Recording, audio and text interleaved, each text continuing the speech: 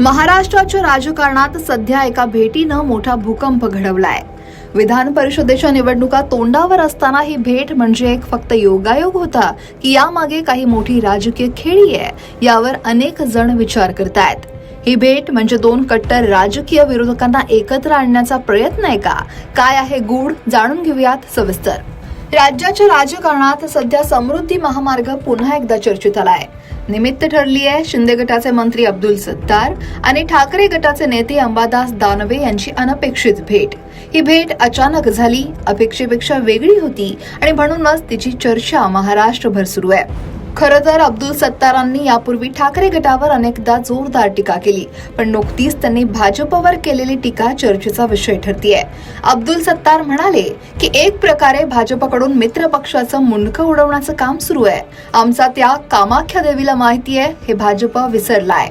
छत्रपती संभाजीनगर जालना हा मतदारसंघ भाजपनं घेतल्यानं सत्तार यांच्या मुलानं बंडखोरी करत अर्ज दाखल केला आणि त्यामुळे सत्तार नाराज असल्याची चर्चा आहे। तसंच दोनही शिवसेना एकत्र यायला पाहिजे असं मला वाटतं, बरेच वेळा वाटतं, पण मला एकट्याला वाटून काय फायदा, अशी प्रतिक्रिया ठाकरे गटाचे आमदार अंबादास दानवेंनी दिली। अशा परिस्थितीत दोनही नेत्यांची एकत्रित भेट अनेकांना बुचकळ्यात पाडणारी आहे। या भेटीचा संबंध शिवसेना ठाकरे गट आणि शिवसेना शिंदे गट यांच्यातल्या संभाव्य सलोख्याशी जोडला जातोय।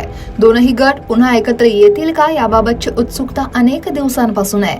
त्यातच संजय राऊतांनी अब्दुल सत्तारांच्या आरोपानंतर महत्त्वाचं विधान केलं। आता ज्या पद्धतीनं भारतीय जनता पक्ष यांचं मर्दन करताय, अपमानित करताय,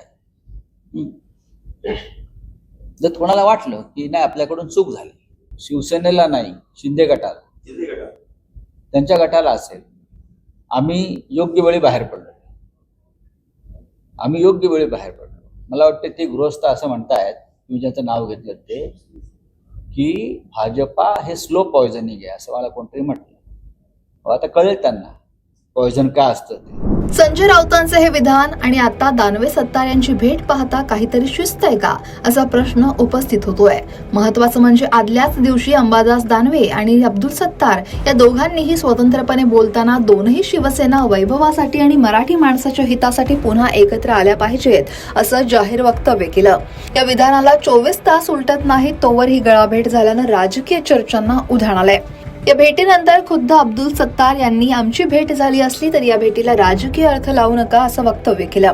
पण सध्याच्या राजकीय परिस्थितीमध्ये आणि विधान परिषद निवडणुकीच्या तोंडावर या भेटीकडे दुर्लक्ष करणं अशक्य आहे। या भेटीचे अनेक पैलू आहेत। एक म्हणजे विधान परिषद निवडणुकीत दोनही गटांकडून काही अदलाबदल किंवा सामंजस्याची शक्यता।